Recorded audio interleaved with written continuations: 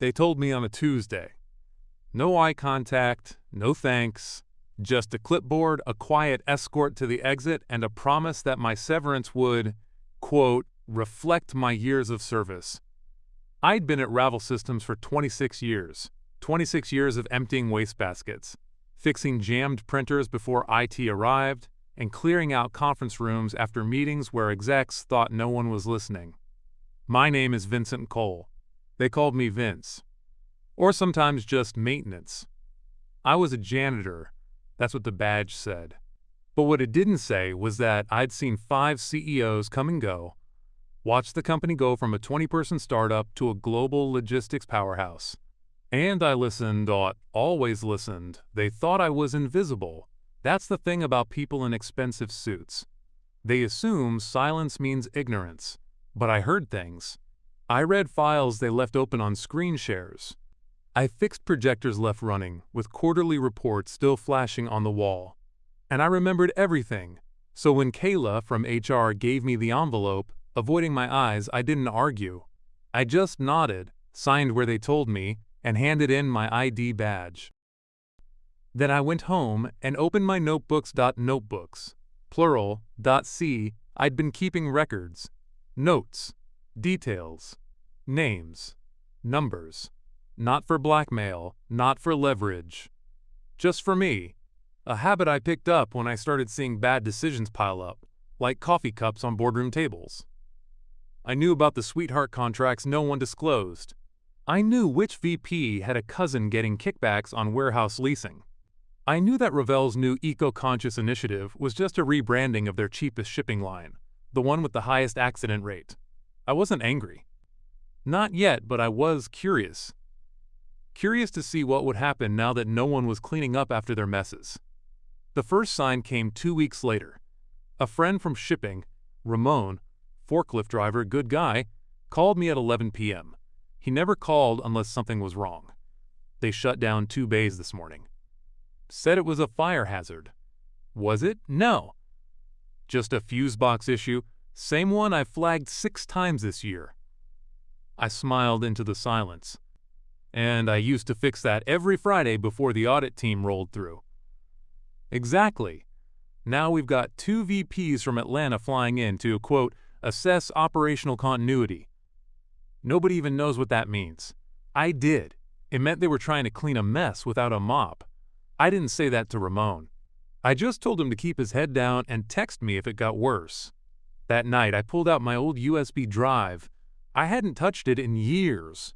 It held scans of the schematics, old contracts I'd photocopied before they vanished from the servers, and a spreadsheet of unofficial expenses. All of it publicly accessible if you knew where to look. The problem was, no one ever looked, except me. 3 days later, I got another call, this time from someone I never expected, Gina Freeman, former COO. She left 5 years ago after what they called a strategic divergence. What that meant was she questioned the board 1 too many times. I heard what happened, she said. They let you go? Downsizing, they said. Idiots. She didn't ask what I knew. She asked what I planned to do. I said I hadn't decided.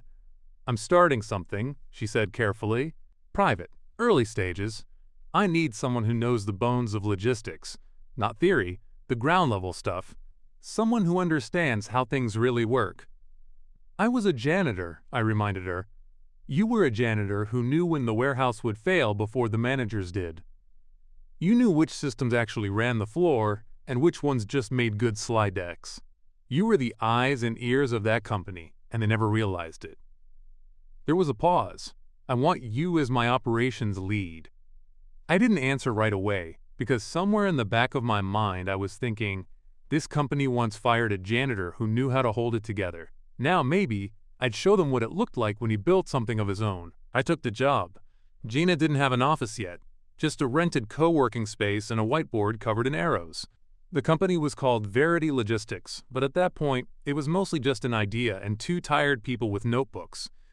You'll be chief of operations, she said. Sounds fancy for a guy who used to mop floors. You weren't just mopping floors. You were reading patterns. She wasn't wrong.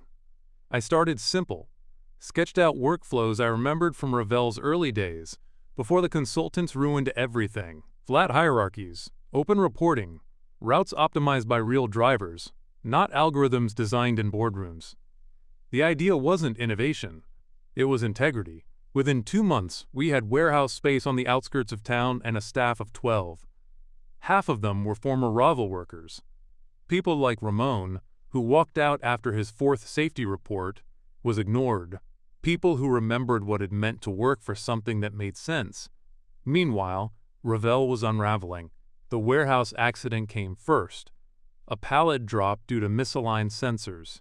No injuries, but a $240,000 inventory loss and an OSHA audit. Then came the software glitch that rerouted 6 days' worth of shipments to the wrong regional hub. And then the Leak.A mid-level analyst posted on an industry forum that Ravel's back-end infrastructure hasn't been updated in 8 years and nobody knows how it works anymore. It wasn't news to me. I'd been patching that system unofficially since 2016, usually after hours, using access they'd long since forgotten I had. I stayed quiet, but the market didn't. By the end of the quarter, Ravel's stock dropped 18%. Investors started asking questions. Someone even tried to call me. Blocked number. No voicemail. I didn't pick up. Instead, I walked through the new Verity warehouse. Small, clean, efficient. No fancy touchscreen dashboards. Just people who knew what they were doing. I passed Ramon at Bay 4, calibrating the load sensors with his usual precision. He looked up and grinned. "Feels different, doesn't it?" he said. "It's supposed to," I told him, because this wasn't about getting even anymore. It was about building something better from the mess they left behind. By the end of the 3rd quarter, Verity was handling fulfillment for 2 regional retailers. Nothing massive, but enough to make noise. We delivered faster. Fewer mistakes. Higher employee retention. Our customer service line was answered by real people. The kind who'd worked the floor, not read a manual. Then came the phone call I'd been waiting for. It wasn't blocked this time. "Mr. Cole," said the voice on the line. "This is Raymond Kessler, interim CEO at Ravel Systems.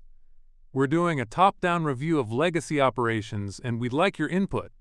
He tried to sound casual, like we were 2 old colleagues swapping notes over coffee. I let him talk. "We're encountering irregularities, institutional knowledge gaps, systems that weren't properly documented." "You mean systems I built and fixed off the clock for 20 years, I said. There was a pause. "We'd be willing to discuss a consulting engagement," he offered. Competitive compensation. A chance to restore continuity and rebuild what's... I cut him off. "You don't need continuity. You need a conscience." I hung up. An hour later, Gina called. "They reached out to me too," she said. "Offered to buy Verity outright. I didn't even ask for the number." "They're scared," she said. "Good." That weekend, Supply Chain Monthly published a feature, "The Ravel Collapse: How Over-Optimization Broke a Billion-Dollar Brand." They quoted former employees, Ramon, Lila from accounts, even a few managers who finally admitted the systems made no sense without Vince's voodoo patches. One line stood out. "We always thought the janitor just overheard things. Turns out he understood the whole building better than we did." It made me laugh, because understanding a building isn't about the blueprints. It's about knowing which elevator always stalls, which stairwell floods when it rains, and which pipes knock at midnight. The cracks were always there. They just didn't see them, because they never looked down. 6 months later, Ravel Systems filed for restructuring. Publicly, they blamed market volatility and supply chain disruptions. Internally, it was a free-fall, hollow tech, broken processes, and leadership that never knew how to fix what they didn't understand. The final blow came from a leaked memo. "We are unable to recover proprietary calibration protocols used in warehouse automation," which was a formal way of admitting, "We don't know how the hell Vince did it." Meanwhile, Verity tripled its client base. We didn't scale fast. We scaled smart. Gina turned down 2 offers of acquisition. We hired with intention, paid on time, promoted from within. No one wore a title they hadn't earned. Our warehouse became a model site. We hosted visits. Universities sent grad students to study our logistics flow. One reporter called us a case study in quiet reinvention. I liked that. Quiet fit me. One afternoon I got a letter. Hand-delivered. It was from the board at Ravel. The new board.